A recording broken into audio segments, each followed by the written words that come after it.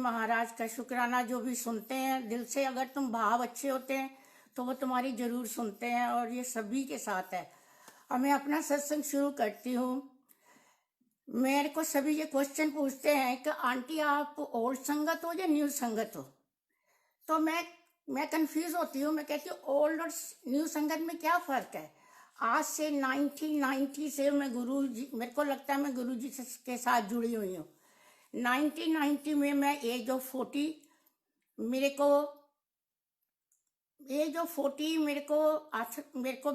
को आर्थराइटिस शुरू हुआ। तो मेरे को ये मालूम नहीं था कि मेरे को आर्थराइटिस है। ये गुरु महाराज ने मेरे को दर्शन देके कहा कि तू अपने बारे तो कुछ दसती नहीं है किसी को। तो मैंने संगत जी कभी भी अपनी बीमारी के बारे में कभी किसी को नहीं बताया था कि मेरे को क्या था और मैं कैसे कैसे गुरु महाराज से जुड़ी। तो अब मैं पिछले सत्संग में भी कहा था, इस सत्संग में मैं आपको अपनी बारे में सब क्लियर करती हूँ। मैं गुरु महाराज से आज से 1990 के से मैं उनके साथ जुड़ी हुई हूँ। हालांकि वो चोले में थे, लेकिन मेरे को शायद मेरा वो टाइम नहीं था, मैं नहीं जुड़ सकी। मेरे को गुरु महाराज के बारे में पता भी नहीं था, क्योंकि मैं किसी भी भगवान को नहीं मानती हूँ। मैं नास्तिक हूँ एक तरह की, मैं सभी को माथा टेकती हूँ, पर मेरे को गुरुओं के लिए तो मेरे बिल्कुल नहीं है।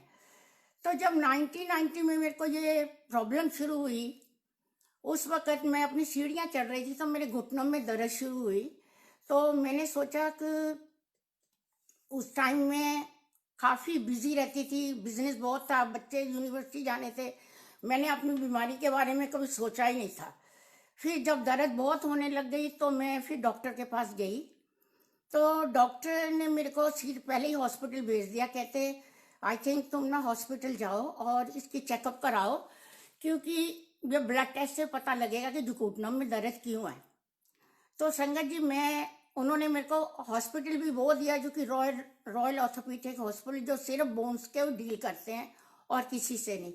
जब मैं हॉस्पिटल में गई तो मेरी अपॉइंटमेंट की लेटर दी, अपॉइंटमेंट आई और मैं गई। तो डॉक्टर ने मेरा ब्लड टेस्ट किया। ब्लड टेस्ट के बाद उन्होंने फिर अपॉइंटमेंट दी कि तुम फिर आना। तो जब मेरी अपॉइंटमेंट आई तो मैं गई। तो उन्होंने बोला तुमको ना रोमेटिज्म आर्थराइटिस है। ये आर्थराइटिस ऐसा है जो कि जॉइंट्स के हर हिस्से में ये अटैक करता है, and is very dangerous, is very painful. तो मैं सोच में पड़ गई कि ये कौन सी बीमारी मेरे को लगी। I am only age of 40। तो मैंने कहा अच्छा चलो ठीक है, क्या कर सकती हूँ, जब बीमारी है तो लग गई। तो संगत जी उन्होंने मेरे को दवाई दी। वो दवाई मेरे को साइड इफेक्ट करने लग गई। उसके साथ मेरे कानों को सुनना बंद, मतलब डबल मेरे को विजन आने लग गए। तो मैंने कहा मैं तो ये दवाई नहीं खाऊंगी। I start thinking positive. मैंने कहा मैं तो ये दवाइयाँ नहीं खाने वाली। तो मैंने वो दवाइयाँ इकट्ठी करके केमिस्ट को वापस कर दी। जब मेरी सेकेंड अपॉइंटमेंट आई तो हमने अमेरिका हॉलीडेज जाना था। तो मेरे को डॉक्टर कहते हैं कि you better order the wheel chair, क्योंकि तुम व्हील चेयर पर आ जाओगी और तुमको चला भी नहीं जाएगा। ये अनदर अटैक मेरे पर, व्हील चेयर, और मैं अभी से। तो संगत जी मैं बड़ी सोच में पड़ गई कि ये व्हील चेयर और ये किस बीमारियों का हो गया मेरे को। तो मैंने कहा कि नहीं, आई स्टार्ट थिंकिंग पॉजिटिव। मैंने दवाई भी नहीं खानी और मैंने व्हील चेयर पर भी नहीं जाना।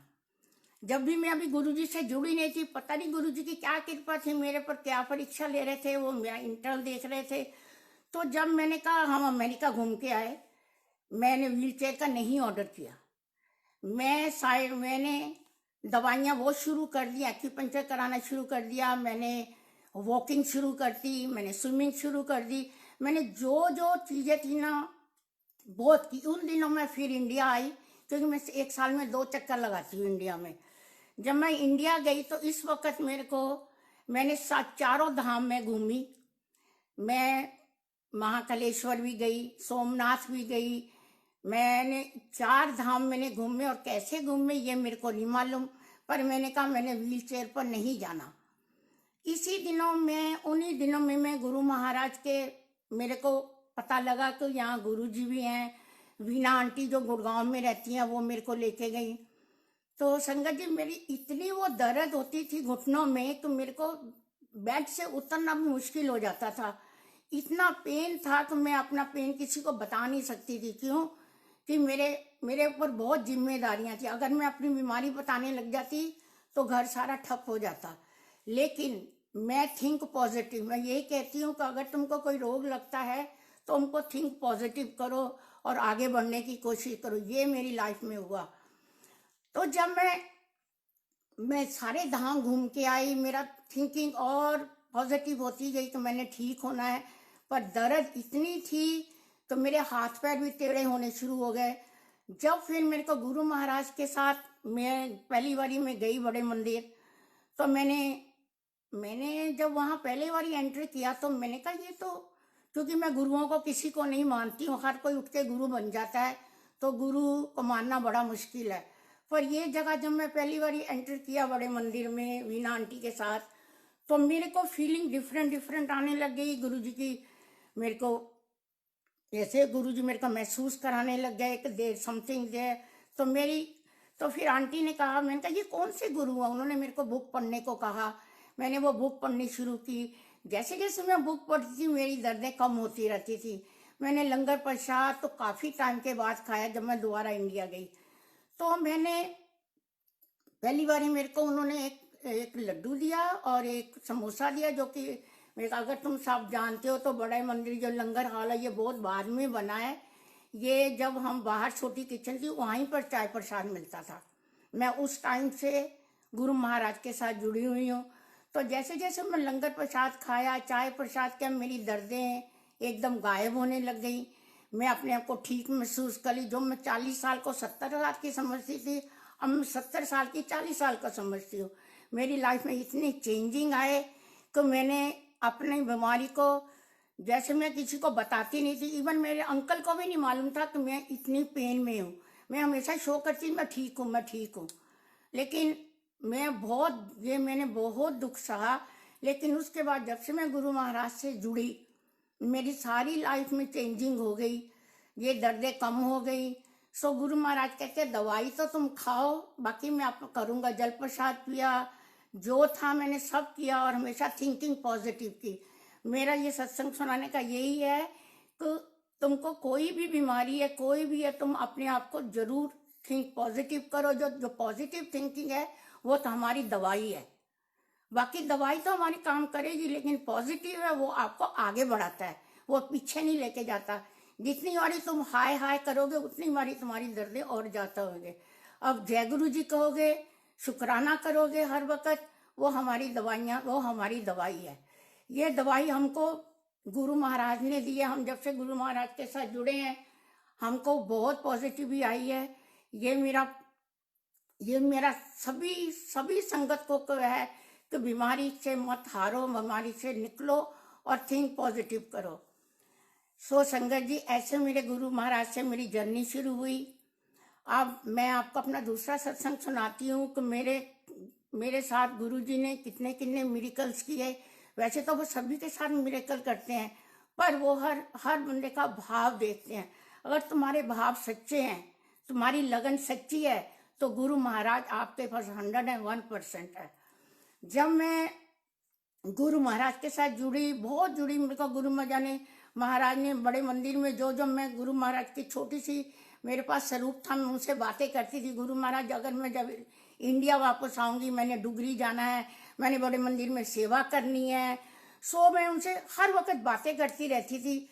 लेकिन जब मैं वापस इंडिया गई, गुरु महाराज ने मेरे से सेवा भी कराई। मैं बड़े मंदिर की सेवादार भी हूँ। जब भी मैं इंडिया जाती हूँ मैं छोटी किचन में रोटी प्रसाद की सेवा करती हूँ। और मैं ऐसे ही मेरी सेवा शुरू हुई गुरु महाराज के साथ। अब मैं वापिस जब लंदन आई तो मैं अपने घर सत्संग करवाना चाहती थी। तो मेरे को लंदन संगत का बिल्कुल पता नहीं था कि मैं यहाँ, मेरे को 1963 से हम लंदन में रह रहे हैं, 6 ईयर, पर मेरे को ये मालूम नहीं था भी यहाँ भी कोई संगत है। तो मेरा ख्याल है मेरा वो टाइम नहीं था। फिर मेरे को लंदन संगत यहाँ मिली, और मिली भी कहाँ, तो मेरे घर के चारों तरफ ही रोज ही सत्संग है। सो मैं इतनी गुरुजी से इतनी खुश हूँ कि गुरुजी, मेरे तो घर के सभी नज़दीक में ही सब सत्संग होते हैं। तो मैंने आज से 3 साल 4 साल पहले मैंने सत्संग अपने घर में करवाना। तो फर्स्ट टाइम यहाँ पर जब मैंने फर्स्ट टाइम सत्संग कर, मेरे को गुरु महाराज ने, मैं नीतू आंटी के घर गई हुई थी सत्संग में, तो वहाँ एक दिन पहले मेरे उनको दर्शन दिए कि मैं किसी शादी में गई हुई हूँ। शादी में मैं गई हूँ और गुरु महाराज ना अपने अपने इसी आसन पर बैठे, तो मैं वो हंस रहे हैं, तो मैं कह रही हूँ आप हंसी जा रहे हो, हम किसकी शादी में आए हुए हैं। पर उन्होंने मेरे को कोई आंसर नहीं दिया और वो स्माइल करी जा रहे हैं। तो उन्होंने मेरे हाथ में ना थोड़ी सी किलीचड़ियाँ पकड़ा दी, जो कि लड़कों की शादी में हम देते हैं सालियों को। तो मैं उन किलीचड़ियों की तरफ देखती हूँ, मैंने कहा एक ही तुझे मैं दे देता। चलो, मैंने कहा जय गुरु जी। ऐसे मेरा वो सपना पूरा हो गया। उन दिनों मेरा बेटा शादी कराने, तभी मेरे को पता लगा कि वो शादी कराने के मूड में है। तो वो शादी करवाना चाहता था वो हंगेरियन गर्ल से। तो मैं संगत जी कुछ डाउट में थी, तो मैंने कहा हंगेरियन गर्ल के साथ, अच्छा चलो देखते हैं क्या होता है। तो जब मेरे घर सत्संग था, तो उस लड़की का नाम रनाटा है, वो मेरे को कहती कि can I come to your satsang. उसको सत्संग के बारे में कुछ पता नहीं था। तो मैंने कहा हाँ of course you can come to my satsang. तो जब सत्संग मेरे घर हो रहा था तो वो आई, और वो संगत जी वो जैसे मेरा दरबार लगा था, वो एकदम सोफे के पास बैठ गई। तो उस वक्त मैं, मतलब सत्संग था, पहला सत्संग था, मेरा घर भरा पड़ा था सत्संग संगत से, तो मैं बड़ी खुश थी। जब सत्संग चल रहा था तो रनाटा ना एकदम कोई शब्द चल रहा था, उसके अंदर वो ना पता नहीं कहाँ पहुंच गई और उसके पास गुरुजी आके खड़े हो गए। जब गुरुजी के पास उसके पास खड़े हो गए तो वो गुरुजी उसको कहते हैं thank you for coming, not in English not in Hindi, उसकी हंगेरियन में उसके साथ बातें की उन्होंने। तो वो डर गई क्योंकि उसने कभी ऐसे देखा नहीं था। तो वो गुरुजी उसको कहते थैंक यू फॉर कमिंग। तो वो गुरुजी उसके पास है, उन्होंने उसको उसके ऊपर फूल भी बरसाए। तो वो उसने देखा। उन दिनों मेरी बहन की लड़की वो भी सत्संग में आई हुई थी पहली बार, किसी को गुरुजी के बारे में पता नहीं, एक मैं ही हूँ जो गुरुजी के साथ जुड़ी हूँ। तो गुरुजी महाराज ने उसको दर्शन दिए। उन्होंने मेरी बहन की लड़की नीचे बैठी थी, उसको बेबी नहीं हो रहा था, वो IVF करवा के आई थी अबाउट 3-4 दिन पहले। तो गुरुजी ने उसको ब्लेस किया, उसके ऊपर भी फ्लावर, ये सब मेरी बहू जो अब मेरी बहू उस वक्त नहीं थी, उसको ये सब कुछ गुरुजी ने दिखाया। जब वो उस गुरुजी जब एकदम वो ध्यान से उठी तो वो डर के मेरे पास किचन में आ गई। तो मेरे को कहती आई सॉ योर गुरुजी। मैंने कहा what you mean you saw my Guruji? कहती yes I saw your Guruji, he was talking to me in Hungarian. और मेरे को तो हंगेरियन खुद भी नहीं आती। तो मैंने सोचा जय गुरुजी, क्योंकि जो मेरे दिल में शक था कि ये हंगेरियन गरन से लड़की से शादी कर रहा है, पता नहीं ये कैसे होगा। तो गुरु महाराज ने उसको दर्शन दिए और मैंने उसको पूछा था गुरु महाराज आए थे तो वो किस चोले में थे? तो वो कहती येलो चोले में थे और वो मेरे पास खड़े थे और उन्होंने मेरे को ऐसे ऐसे बोला थैंक यू फॉर कमिंग। सो संगत जी, जो मेरे दिल में शक था गुरु महाराज ने खुद आके मेरे घर को ब्लेस किया। और जिस दिन वो संगत आई थी सब संगत को ब्लेस किया। मेरे को दर्शन नहीं दिया, लेकिन मेरी होने वाली बहू को कहा कि शी इज ओके। तो संगत जी, ये मेरे भाव अच्छे थे, जहाँ मैं किस दुनिया में घूम रही थी कि ये लड़की पता नहीं ठीक होगी कि नहीं। तो उसको गुरु महाराज ने दर्शन दिए, जो कि कभी जानती भी नहीं है कि गुरु जी कौन है। और उसके बाद मेरी बहन की लड़की को, उसको भी बेबी बॉय हुआ। और उस सत्संग में एक और मिरेकल हुआ। तो मेरी बहन को किडनी ट्रांसप्लांट होके चुकी थी अबाउट 6-7 साल पहले। वो किडनी अब उसको ना खराब होने लग गई थी, उसको इन्फेक्शन हो गई बहुत भारी, और वो हेमसिम्स हॉस्पिटल में दाखिल थी उन्हीं दिनों में जब मेरे घर सत्संग था। तो मैंने वो एकदम, मतलब उसको डॉक्टरों ने कह दिया था कि देयर इज नो चांस, पर there is a medicine we can try on you. America से आई है जैसे trial 1, but we can't say is work और नॉट, एक चांस लेना पड़ेगा। तो मेरी बहन ने सोचा तो मैंने जाना तो है ये, चलो मैं ट्रायल कर लेती हूँ ट्रायल पर। तो वो संगत जी वो 3 वीक्स की ट्रायल पर वो मेडिसिन पर थी। और जब मैं हॉस्पिटल उसको देखने गई, उसके सारे शरीर में नालियां लगी हुई थी, इतना बुरा हाल था उसका कि मैं डिस्क्राइब नहीं कर सकती। और उस दिन मेरे घर सत्संग था, तो मैंने रोके सब संगत से बोला कि मेरी बहन के लिए प्रे करो कि वो ठीक हो जाए। तो संगत जी, जब मैं तीसरे दिन मंगलवार था, जब मैं बहन को देखने गई, तो डॉक्टर आके उसको कहता है कि Mrs Bhutani, you are going home, nothing wrong with you, you are all fine. So संगत जी, मेरे को इतना शौक हो गई क्योंकि मैं वहाँ बैठी हुई थी। तो मैंने कहा, गुरु महाराज आप सुनते हो, जरूर सुनते हो, सच्चे भाव को जरूर। तो मेरी बहन अब बिल्कुल परफेक्ट है। वो दवाई उसको बहुत काम करी। वो जैसे उसको नया जन्म दिया गुरु जी ने। ये मेरे पहले सत्संग का कराने का इतना भाव हुआ। तुम अब ये सारी संगत को किस किस को इस चीज का आंसर मिला, ये तो अब गुरु महाराज ही जानते हैं। तो गुरु, मैं तो यही कहूंगी कि अपना विश्वास गुरु महाराज पर इतना रखो कि तुम्हारे सब कामनाएं वो पूरी करते रहेंगे। ये नहीं कि वो मेरे को तभी मैसेंजर आंटी का नाम गुरु महाराज ने दिया। मैंने पता नहीं, सोचा भी नहीं था कि मेरे को ये भी नाम मिलेगा। ये भी एक सत्संग है जो गुरु महाराज ने मेरे को दिया। सो अब ये सत्संग में, अब एक और सत्संग आपको सुनाती हूँ। मैंने अभी तक वो शेयर नहीं किया। मैं गुड़गांव में थी, लास्ट ईयर की बात है, मैं इंडिया आई हुई थी। तो मैं किसी से ना, मैं अपनी ज्वेलरी लेती हूँ, तो मैं उस आंटी के घर गई हुई थी। तो मैं जब उस आंटी के घर बैठी हुई थी, तो उनकी बहन भी लंदन से आई हुई थी। तो वो आंटी बता रही थी कि ये आंटी ना गुरुजी के साथ बहुत जुड़ी हुई है। तो वो अचानक, इसकी सिस्टर है, वो बहन थी उनकी, तो मेरे को उठ के कहती कि आंटी, क्या मैं आपके गले लग सकती हूँ? तो मैंने बोला, अब मैंने कहा जब मैं आई हूँ तो वो गले लगी नहीं अभी। अच्छा, मैंने कहा हाँ क्यों नहीं, तुम गले लग सकती हो, लगो। तो वो जब उठ के मेरे को गले लगने को आई ना, तो उसको इतना करंट बजा कि वो एकदम ना, एकदम जैसे उसने मेरे को कडल किया, वो एकदम डर के बाहर दूर भाग गई। तो मेरी सिस्टर इन लॉ भी बैठी हुई थी। सुबह मैंने कहा क्या हुआ?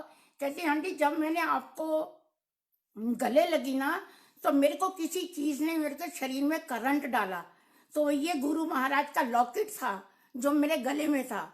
जैसे उसने मेरे को, पता नहीं उसके क्या दुख थे, इस गुरु महाराज ने काटे, क्योंकि वो अचानक ही मेरे को कहती है कि मैं आपके गले लग सकती हूँ। और ये सब हम देख के हैरान है। मैं अभी भी विश्वास नहीं करती कि वो इतनी जोर से उसको करंट मारा गुरु महाराज ने।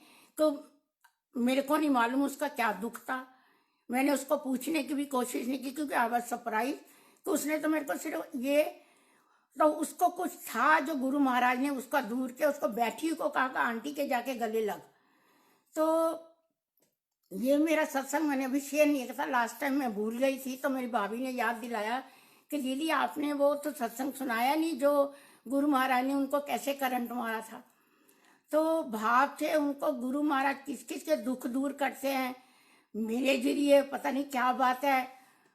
आई am blessed, I think we are all blessed. Blessing ही हमारे साथ चलती है। सो गुरु महाराज सब पर ऐसे ही कृपा करते रहे। आज मैं सत्संग आपको सुनाऊंगी भावना आंटी का।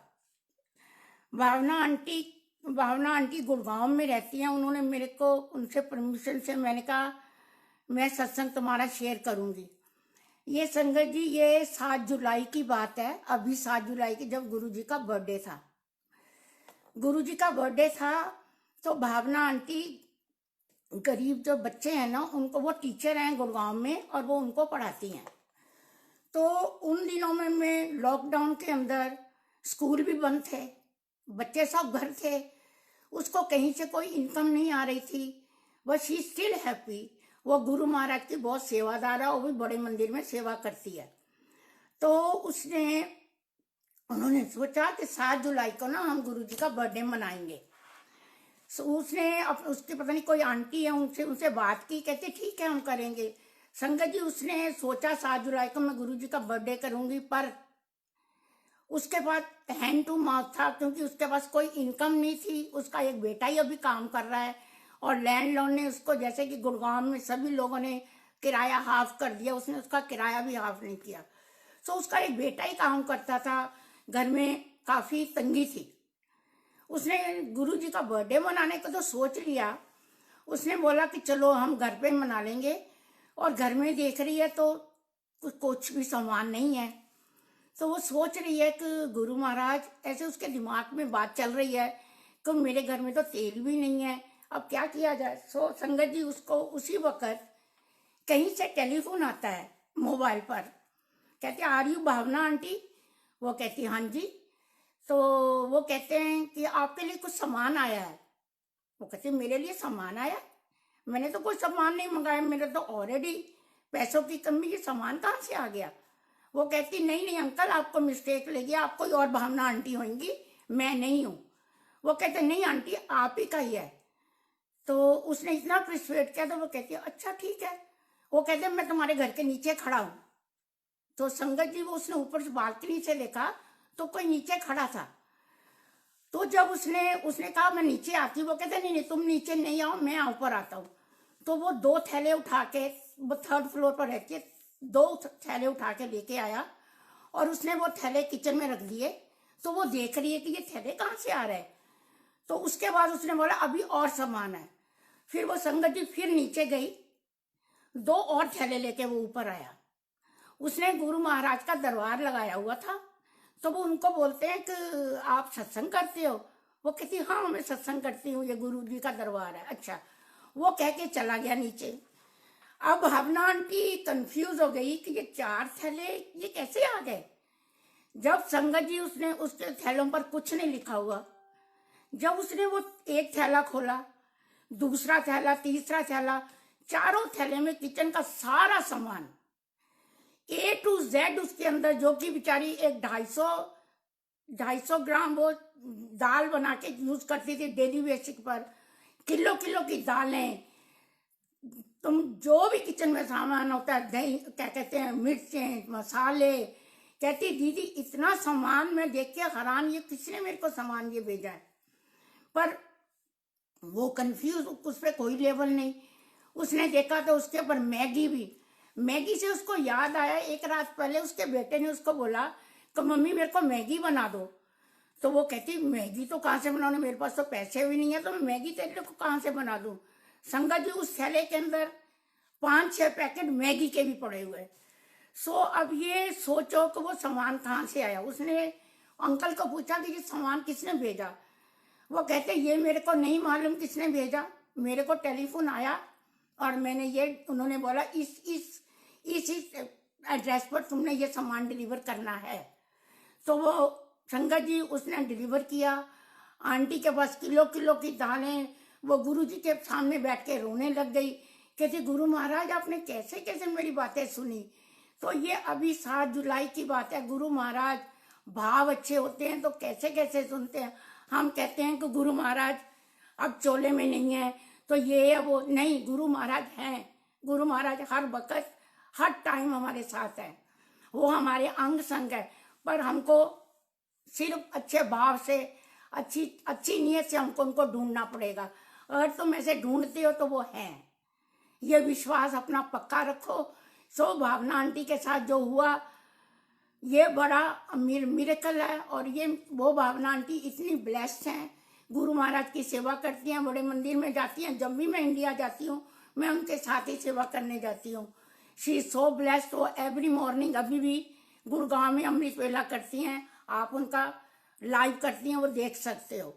एक उनके साथ और बड़ा मिरेकल हुआ, क्योंकि उसके पास बैंक में कोई पैसा नहीं था, क्योंकि उसके पास स्कूल ही नहीं था तो कहाँ से पैसा होना था।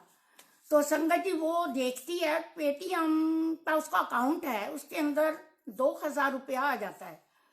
तो वो सोचती है तो मेरा स्कूल भी नहीं खुला, मेरे को फीसें भी नहीं आ रही, तो ये 2000 रुपया कहाँ से आया। तो उसने सोचा को हो सकता है किसी बैंक पेटीएम से ना मिस्टेक से मेरे अकाउंट में डल गया होगा पैसा, चलो कोई बात नहीं। लेकिन देखो उस लड़की के भाव आंटी के कितने थे, वो हैंड टू माउथ थी, वो उन पैसों को यूज कर सकती थी। लेकिन उसने सोचा नहीं, ये पैसे मेरे नहीं है, अगर मैं इसको यूज कर लूंगी तो मेरे को वापस भी तो करने पड़ेंगे। उसने उनका पैसों को नहीं छेड़ा और वो 2000 पेटीएम में पड़ा रहा।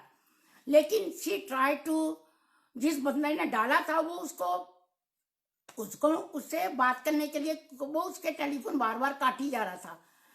तो वो सोचने लग गई कि ये पैसे आ रहे हैं और ये बंदा पैसे मेरे मेरे अकाउंट मेरे को ना काटी भी जा रहा है, क्या बात है। तो समहाउ उसने वो पैसों के बारे में सोचना बंद कर दिया। कहा भी ये किसी के पैसे हैं, मैंने वापस किया, ठीक है मैं तंगी में हूँ पर मैं ये पैसों को नहीं छेड़ूंगी, क्योंकि उसके भाव बहुत अच्छे थे। तो जब उसके अंकल से बात हुई तो उन अंकल ने उसको बोला कि मैं आपका फ़ोन इसीलिए काटी जा रहा था क्योंकि जिस अंकल और आंटी जिसी का भी मेरे को फ़ोन आ रहा था वो कह रहे थे तो मेरे पास पेटीएम नहीं है, आप इस अकाउंट्स के अंदर ये पैसे ट्रांसफ़र कर दो। तो वो कहती वो कौन थे, कहता मेरे को खुद को नहीं मालूम वो कौन थे, लेकिन उन्होंने मेरे को ये बोला ये पैसे ट्रांसफ़र कर दो, तो ये आंटी या आपके पैसे हैं, आप इसको यूज़ करो। वो कहती पर मैं किसी को जानती नहीं हूँ। तो पता नहीं वो 2,000 रुपया उसको कहाँ से आया, उसको आज तक भी मालूम नहीं है।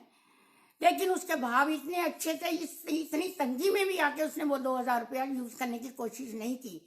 तो संगत जी फिर वही बात आ जाती है, भाव पर ही बात आ जाती है। जब भाव तुम्हारे अच्छे होते हैं तो गुरु महाराज हमको जरूर साथ देते हैं। ये भावना आंटी का सत्संग मैंने शेयर करना था क्योंकि उसने बोला दीदी ये आप मेरा ना बर्थडे ये सत्संग जरूर शेयर करना, क्योंकि ये गुरु ने मिरेकल किया मेरे को 7 जुलाई को, अभी क्या 2-3 महीने पहले की बात है।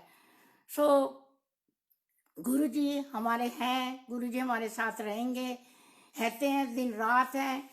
और मैं अपना सत्संग एक और आपसे शेयर करती हूँ, जो कि मेरे को गुरु महाराज ने ये लॉकडाउन से पहले मेरे को उन्होंने इतनी, जब लॉकडाउन शुरू होना था उससे पहले उन्होंने मेरे को इतने इतनी एक दिन इतनी लाशें दिखाई। तो मैंने कहा 2 दिन से गुरु महाराज तुम मेरे को इतनी लाशें दिखाई जा रहे हो, क्या बात है। तो उसके तीसरे दिन ही लॉकडाउन हो जाता है। और जो चाइना और इधर यहाँ से जो इतनी लाशें थी, गुरुजी ने मेरे को वो लाशें दिखाई। तो मैंने ये सत्संग अपना किसी और से भी शेयर किया था आंटी से। तो मैंने कहा ये गुरुजी मेरे को इतनी लाशें क्यों इतनी जल्दी जल्दी दिखा रहे हैं, क्योंकि ये तो इसका कोई मतलब है। तो संगत जी वो सच्ची निकला। तो लॉकडाउन कहते हैं इतने इतने मतलब इतनी दुनिया ने अपनी खोए को वो कि बता नहीं सकते। तो फिर उन्होंने मेरे को ड्रीम में दिखाया कि मैं अपने दरवाजे के बाहर खड़ी हुई हूँ और मेरी दरवाजे के आगे ना बहुत बड़ा नाला जा रहा है, जो कि इंडिया में होता ही है घरों के बाहर, और उसके अंदर इतना सारा कूड़ा है ना, वो कूड़े से भरा हुआ है। तो मैं उसको मैं राइट हैंड साइड पर देखती हूँ, लेफ्ट हैंड साइड पर वो इतना तेज एक पानी आता है और वो सारे कूड़े को बहा कर ले जाता है। और मैं देख रही हूँ, मैंने कहा ये तो कूड़ा तो आगे जाके फंस जाएगा, लेकिन वो उन्होंने इतना तेज पानी आया कि वो सफाई कर दी, एकदम साफ हो गया वो नाला।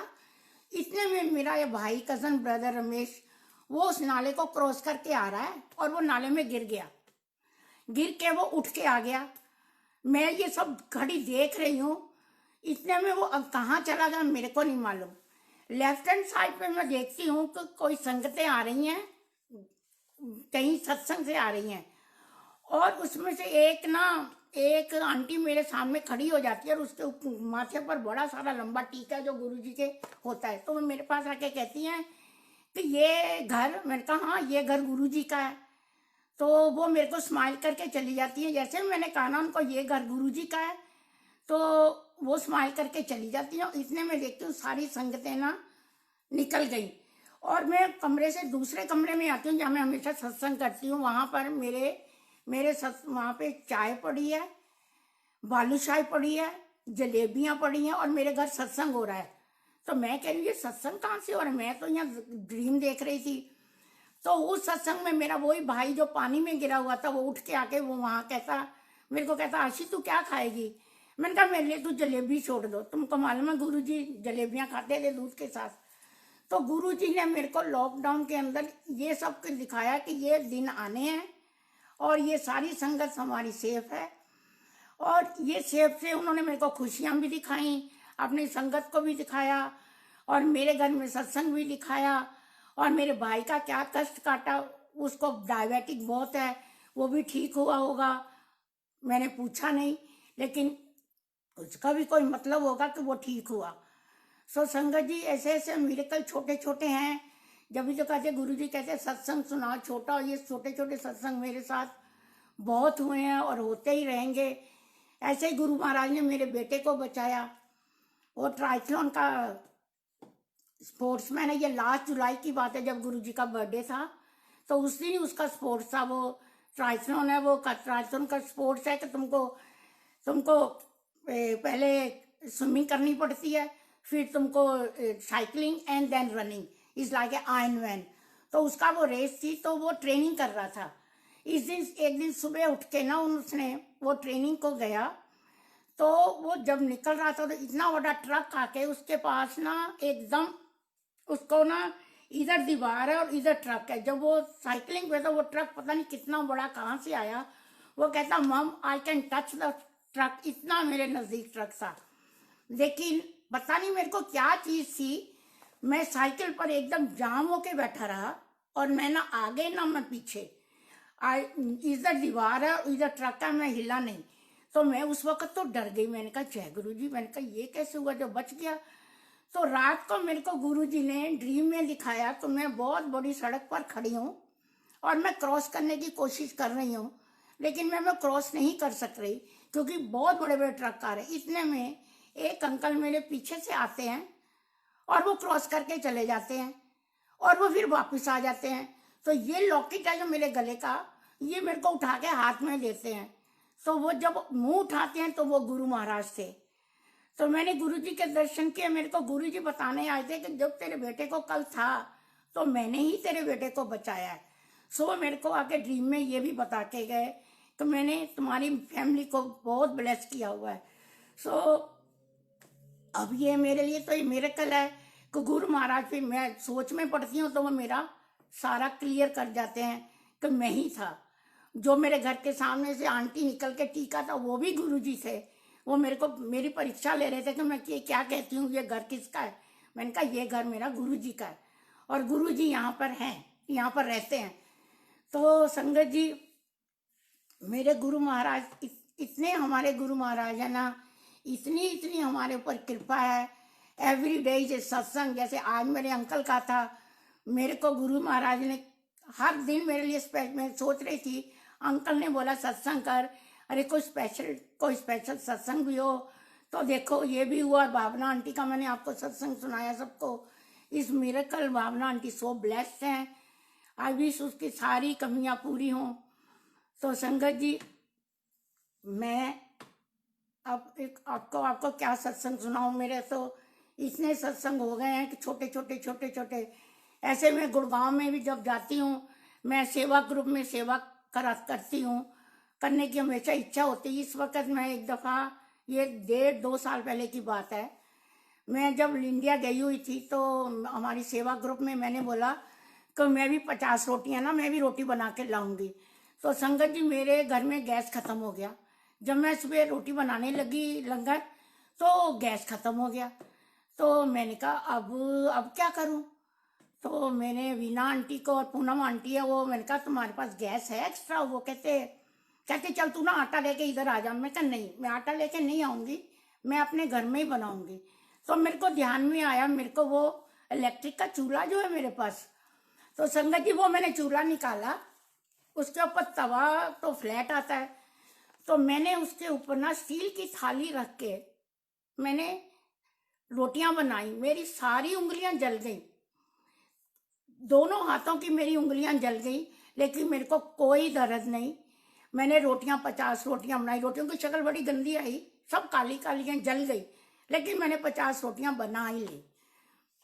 मैं वो रोटियां लेके गई, मेरी 2 स्टील की थालियां वो जल गई, लेकिन मेरी सारी उंगलियां में इतनी बर्निंग हुई कि वो फूल गई उंगलियां।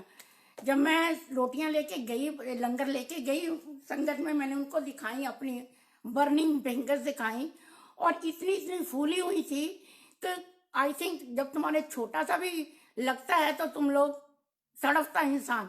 और मेरी 5 उंगलियां दोनों हाथों की जली पड़ी। मेरे को कोई तकलीफ नहीं, मेरे को कोई जलन नहीं। दूसरे दिन वो सारी उंगलियों के जो छाले थे ना, सब डिसअपियर हो गए। सो ये गुरु महाराज की कृपा है, क्योंकि मैंने अपना भाव था, मैंने कहा मैंने लंगर बनाना ही है। इसीलिए लंदन में भी मेरे को रोटी मशीन कहा जाता है। मैं रोटी, मैंने कहा मैं बनाऊंगी तो अपने हाथों से और अपने घर पर ही बनाऊंगी। फिर वही विश्वास की बात आती है, जिधर मर्जी घूमो तुम्हारा विश्वास पक्का होता है। मेरी इतनी उंगलियां जल गई और वो सारी एकदम दूसरे दिन ठीक हो गई, कोई जलन नहीं। आज तक भी मैं कभी भी सेवा करती हूँ, मेरी उंगलियां जल जाए, मेरे को जलन नहीं होती। मेरे ऊपर क्या कृपा है गुरु महाराज की, ये वो ही जानते हैं। और मैं 70 साल की हूँ, मैं सेवा करती हूँ, मेरे से करवाते हैं और मैं ऐसे ही करती रहूँ। तो ये उम्मीद पर इंसान जीता और सिर्फ जीना भी चाहिए। उम्मीद बड़ी है तो सब कुछ है। यहाँ पर भी मेरे को लॉकडाउन के अंदर मैं गुरुजी से रोज कहती थी, मैंने कहा मैं इतनी सेवा करती हूँ, अब भी मेरे को कोई सेवा तो दिलवाओ। तो ऐसे ही मैं किसी दुकान पर पता नहीं समोसे लेने गई, तो वहाँ मेरे को एक अंकल को देखा, वो ना 70 समोसे खरीद रहा था। तो मैंने सोचा कि इतने लॉकडाउन में तो पार्टियां भी बंद है, तो ये समोसे कहाँ से लेके जा रहा है। तो मैंने गुरुजी कहते हैं पूछ। तो मेरे को पूछ किया, तो मैंने उसको डर से पूछ लिया। वो कह भी सकता था कि आंटी मेरे तो तुम कौन पूछने वाली होती हो। लेकिन जैसे मैंने मुंह खोला, वो उसी वक्त बोला कि आंटी मैं हॉस्पिटल के ना रोटी प्रसाद की सेवा करता हूँ, ये समोसे मैं नर्सों के लिए हैं। तो मैंने सोचा आज रोटी नहीं बनेगी तो मैं ये समोसे भी ले जाता हूँ। उस वक्त तो मेरे पास जो भी था मेरे पास, मैंने उसको दे दिया। मैंने कहा ले ये कंट्री ये भी डाल लो। कहते आर यू श्योर आंटी? मैंने कहा हाँ of course I am sure. तो संगत जी मैं घर आ गई, तो मेरे दिल में उथल पुथल चल रही है। तो मैंने उससे क्यों नहीं कहा कि मैं भी सेवा करना है। उसने मेरे को अपना नंबर दिया था, तो मैंने उसको फ़ोन किया। मैंने कहा कि अंकल मेरे लिए कोई सेवा हो तो बताओ। तो वो कहता ऑफ कोर्स आंटी आपको तो सेवा देनी पड़ेगी। तो उसने मेरे को कहता हम हमेशा चावल और वो देते हैं, चावल और हमसे रोटियां तो बनती नहीं, चावल और सब्जी। तो कहते आंटी आप रोटियां बना दोगे? मैंने कहा हाँ ऑफ कोर्स। कहते 165 रोटीज, क्योंकि 80 नर्सिस को वो हम पैक लंच देते हैं। मैंने कहा नो प्रॉब्लम, मैं बना दूंगी 160, 200 भी चाहिए वो भी बना दूंगी। तो संगत जी वो मैंने कहता कौन सा दिन इज बेटर फॉर यू? मैंने कहा सारे दिन ही बेटर है। तो वो कहता मंडे एंड थर्सडे। मंडे देखो गुरुजी का, थर्सडे देखो वो मैं कैंसर रिसर्च के वॉलंटरी हूँ, मैं वो 2 दिन ही वहाँ सेवा जाती हूँ, मंडे एंड थर्सडे। तो मैंने सोचा जय गुरु जी। तो संगत जी मैं उनको रोटी प्रसाद मंडे एंड थर्सडे 165 रोटियां मैं गुरु जी ने मेरी सुनी। तो मैं 165 रोटियां बना के वो मेरे घर से कलेक्ट करता था। और कहता था नर्सें इतनी खुश हुई क्योंकि चावल खा खा के वो तंग आ गई थी। जब उनको रोटी मिलने लगी 2 दिन तो वो बहुत खुश हुई। उससे डबल तो मैं खुश हुई, क्योंकि मैं गुरुजी से कह रही थी कि मेरे को सेवा चाहिए। सो संगत जी मैं सुबह 6 बजे रोटी प्रसाद बनाना शुरू करती थी और मैं वो 10:30 कलेक्ट करने आता था। मेरे को 5-6 घंटे लगते थे, वो मैं रोटी प्रसाद बनाती थी। तो जब तक लॉकडाउन रहा मेरी रोटी प्रसाद की सेवा जारी रही। अब लॉकडाउन खुल गया, उनकी कैंटीनें भी खुल गई, तो गुरु महाराज सुनते हैं। तो वही है, तो मेरे को घर में बैठे बैठे भी मेरे को सेवा मिली। और सब मैं अपनी 6 घंटे रात को आटा गूंद लेती थी। आप देखो मेरे हाथ भी टेढ़े हैं, लेकिन मैं रोटी प्रसाद बनाती हूँ और बनाती रहूंगी। ये मेरी गुरु महाराज की 30 ईयर की जर्नी है, जो कि मैं गुरु महाराज से आज सिर्फ 10 साल हो गए जुड़े हुए, लेकिन ये 30 ईयर की जर्नी मैंने कभी शेयर नहीं की थी। सो संगत जी मैंने आपसे शेयर की, इसीलिए शेयर की कि अपनी बीमारी का बड़ा इश्यू मत बनाओ, अपना थिंक पॉजिटिव करो। इसी से और भाव अच्छे होने चाहिए। पहली तो बात है भाव, नंबरिंग बनाने की जरूरत नहीं। मैं सत्संग कभी भी अपना शेयर करना नहीं चाहती थी ना ही, लेकिन जो विक्रम अंकल हैं उन्होंने मेरे को अप्रोच किया। कैसे किया मैं उनसे भी कह रही थी कि आपको मैं कहाँ से मिली, इतनी सारी तो आशा है, मैं कहाँ से मिल गई। तो वो यही जवाब देते हैं कि इसका जवाब मैं नहीं दे सकता। सो मैं उनका बहुत शुक्रिया अदा करती हूँ, प्यारे गुरु जी डुगरी वाले। अब उसके बाद अंकल आए, ये शिव पुराण में इन दोनों अंकल के लिए अतुल अंकल बहुत बहुत गुरु जी bless you both of you कि तुमने मेरे को धक्के मार के सत्संग कराने के लिए मेरे को पुश किया। तो मैं नहीं तो मैं आने को मेरे को बहुत लगता था कि मैं नहीं करूँगी। और सत्संग मेरे लिखने वाले आंटी अंकल जो भी हैं, मैं उनके लिए भी बहुत हूँ। एक मेरी ये जो सब कुछ फॉरवर्ड करती है रितिका आंटी, उनका मैं इतना शुक्रिया अदा है कि मेरे को कुछ इतना टेक्नोलॉजी आती नहीं है, वही मेरी सब सेवा करती है। और मेरे सत्संग में मेरी आंटी एक लिखती हैं। सो ये और ये एयर पर लाने वाले ये दोनों अंकल्स हैं जो कि उन्होंने मेरे को पुश करके लाया। अब मैं सत्संग बस इतना कह के जय गुरु जी कहती हूँ। अगर किसी को मेरी किसी बात का बुरा लगा हो तो मैं उनसे माफ़ी मांगती हूँ। सत्संग तो बहुत है, अब मैं फिर शेयर करूँगी। जय गुरु जी।